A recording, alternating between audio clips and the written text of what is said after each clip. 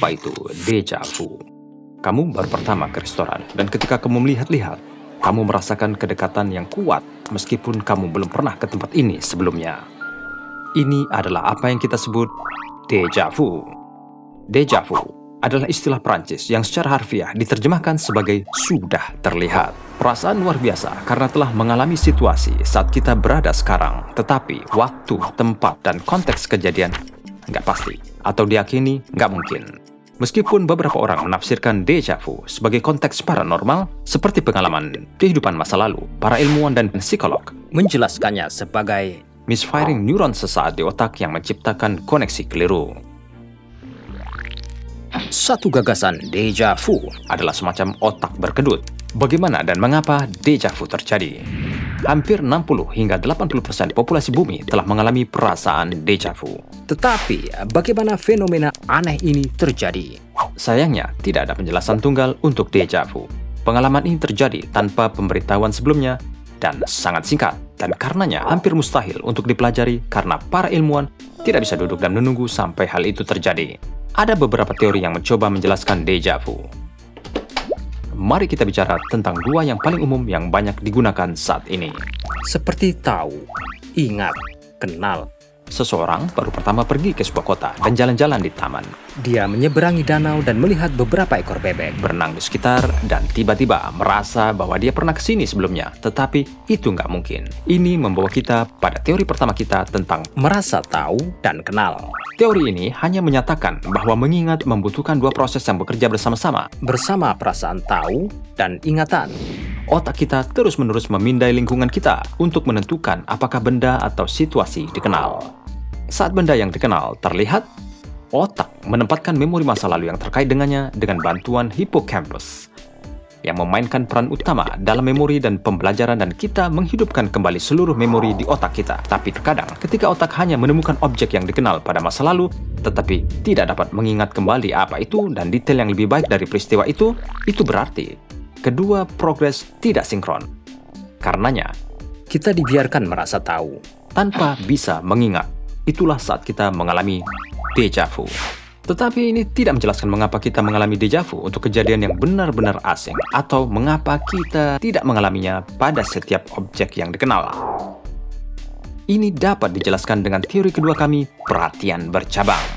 Jika kita mengambil contoh taman yang sama dengan seseorang yang fokus pada ayunan.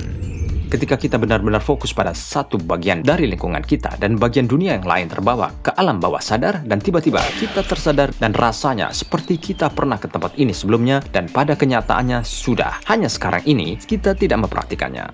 Saat kita berkonsentrasi penuh pada satu objek tertentu, otak kita bekerja dan secara subliminal dia berada di bawah kesadaran kita, mengamati lingkungan, dan karenanya kita merasakan perasaan deja vu. Jadi, itu dia, deja vu untukmu.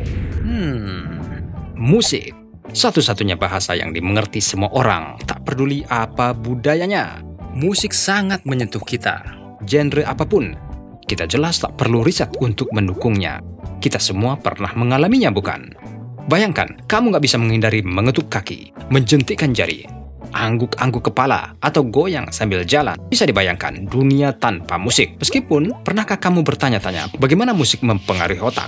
Penasaran? Saat kita mendengar musik favorit kita, ini memicu pusat kesenangan di otak yang melepaskan dopamin, neurotransmitter yang secara instan membuat kita merasa bahagia. Ketika kita pertama kali mendengarkan musik, korteks pendengaran yang merupakan bagian dari lobus temporal yang memproses audio dan fungsi-fungsi lain seperti memahami ucapan, bekerja bersama dengan otak kecil untuk membagi bagian-bagian dasar musik.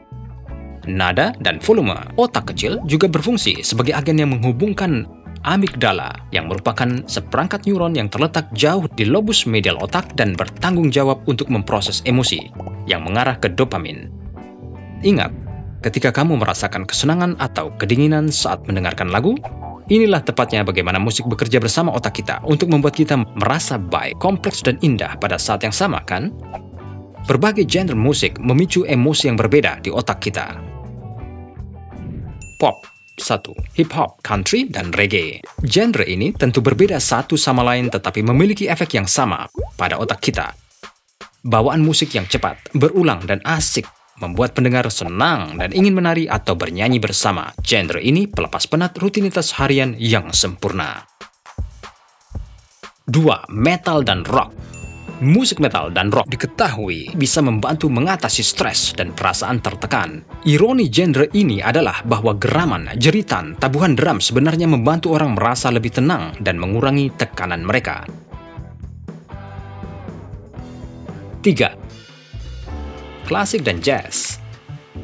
Klasik dan jazz adalah genre yang lebih kompleks, yang memiliki not musik baru di hampir setiap bagian, bukan pengulangan. Mendengarkan genre ini membantu meningkatkan fokus dan perhatian visual, juga memicu sikap positif.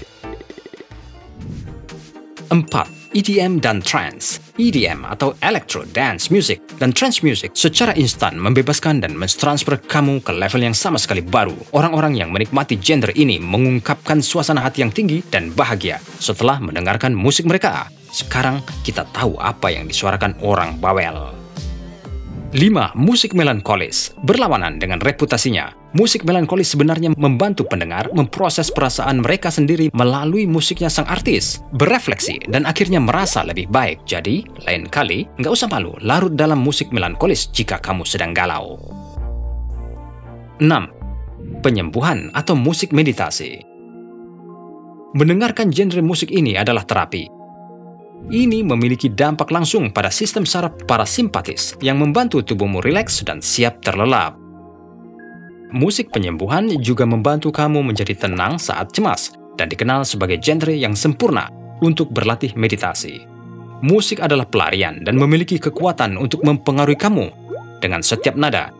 Menjadi pendengar musik yang aktif juga membantu mengurangi kemungkinan kejang, menjadikanmu komunikator yang lebih baik, membangkitkan kenangan, membantu pasien Parkinson, membuat orang jadi lebih kuat secara mental. Sekarang kita tahu bahwa musik adalah pengaruh yang sehat bagi otak kita dan bukan hanya selingan belaka. Jadi, apa yang ada di playlist kamu selanjutnya?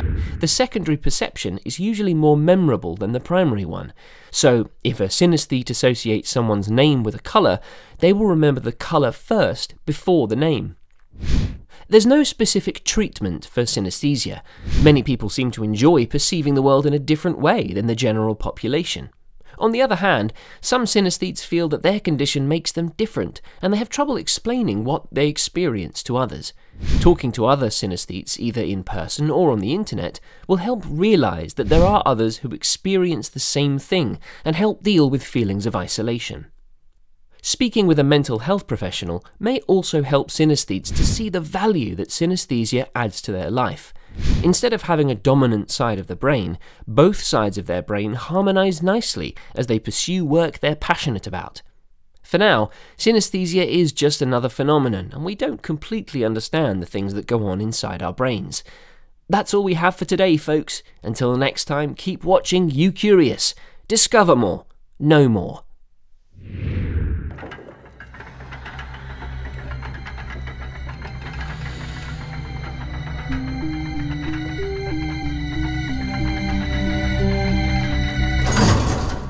Selamat datang kembali. Hari ini kita akan berbicara tentang terjebak dalam lift selama berjam-jam. Apakah ini menakutimu? Jika kamu takut dengan elevator, pesawat terbang, kamar mandi umum, atau kereta bawah tanah, bahkan jika memikirkan tempat-tempat ini bisa menjadi pemicu, kamu mungkin akan sesak nafas. Jadi, apa itu klaustrofobia? Ini adalah rasa takut akan ruang terbatas atau sempit seakan tidak bisa melarikan diri dan terjebak di sana selamanya. Tetapi bagaimana ini terjadi? Klaustrofobia dapat terjadi karena serangan panik yang disebabkan oleh ketidakseimbangan neurotransmitter di otak. Pusat panik di otak padam, meskipun tidak ada yang perlu dikhawatirkan. Seseorang bisa menjadi gemetar, pusing, menjadi gila, kehilangan kendali, dan bahkan merasa seperti mereka mungkin mati. Satu studi menunjukkan bahwa 5 hingga 10% dari populasi dunia dipengaruhi oleh klaustrofobia yang parah. Tetapi hanya sebagian kecil dari orang-orang ini mendapatkan beberapa jenis perawatan untuk gangguan tersebut. Ada banyak faktor yang mungkin menyebabkan klaustrofobia. Kami akan memberitahumu tentang 4 hal yang paling umum. Tetapi pertama, jangan lupa untuk subscribe channel kami dan tekan icon bell untuk pemberitahuan. 1. Kondisi trauma masa lalu, seperti insiden di mana seseorang mungkin terjebak di ruang kecil seperti lift atau lemari untuk jangka waktu yang lama, adalah penyebab utama klaustrofobia. Trauma ini memicu ketakutan atau kecemasan akan situasi yang sama di masa depan. Sementara pengkondisian ini sering terjadi pada masa kanak-kanak, bahkan orang dewasa bisa mendapatkan fobia ini di kemudian hari setelah pengalaman klaustrofobia, seperti kunjungan ke mesin MRI. 2. Faktor genetik. Psikolog dan psikiater juga menemukan hubungan antara gangguan panik dan klaustrofobia. Sebuah penelitian menunjukkan bahwa orang dengan gangguan panik memiliki amigdala yang lebih kecil di bagian kecil di otak kita, proses rasa takut daripada orang kebanyakan. Perbedaan ukuran ini yang didorong secara genetis dapat mengganggu cara otak memproses rasa takut dan persepsi bahaya. 3. Ruang dekat. Studi lain menunjukkan bahwa klaustrofobia terkait dengan ruang dekat setiap orang di sekitar mereka. Sebagian besar ruang pribadi orang hanya sejauh tangan mereka mengulur, tapi orang-orang dengan klaustrofobia melebih-lebihkan ruang dekat mereka yang terlalu jauh dari tubuh mereka, dan karenanya ketika seseorang, dinding atau ruang tertutup melanggar ruang itu, mereka merasa sesak. Sebuah penelitian juga menunjukkan bahwa wanita lebih cenderung merasa sesak daripada pria. 4. Akrofobia. Para peneliti juga percaya bahwa klaustrofobia mungkin terkait dengan akrofobia, ketakutan akan ketinggian. Alasan dibalik ini adalah bahwa orang dengan klaustrofobia meremehkan ruang horizontal, sebagaimana orang dengan akrofobia melebih-lebihkan ruang vertikal. Ilmuwan lain percaya kita semua siap untuk klaustrofobia, dan itu hanya naluri bertahan hidup yang secara alami terkubur dalam kode genetik kita. Jadi, sementara kita masih berusaha mencari tahu mengapa orang menjadi sesak, seperti gangguan kecemasan lainnya, tidak ada penyembuhan yang sebenarnya. Klaustrofobia paling sering dirawat dengan psikoterapi. Berbagai jenis konseling dapat membantumu mengatasi rasa takut dan mengelola pemicunya. Tetapi kami akan menyarankan beberapa tips cepat yang dapat membantumu mengatasi serangan itu. Bernafas perlahan dan hitung sampai 3 dengan setiap napas. Cobalah untuk fokus pada sesuatu yang membuatmu merasa aman, seperti waktu berlalu di jam tanganmu, atau fakta bahwa kamu akan baik-baik saja dan segera keluar dari situasi ini. Ingatkan dirimu berulang kali bahwa ketakutan dan kecemasan ini akan berlalu. Tantang dirimu dengan situasi yang memicu rasa takut ini dan buktikan pada diri sendiri bahwa rasa takut itu tidak rasional. Visualisasikan atau fokus pada kenangan bahagia dan seperti yang disarankan oleh buku-buku Harry Potter. Gunakan itu sebagai Patronus, dan tentunya Dementor yang menakuti Anda akan lari.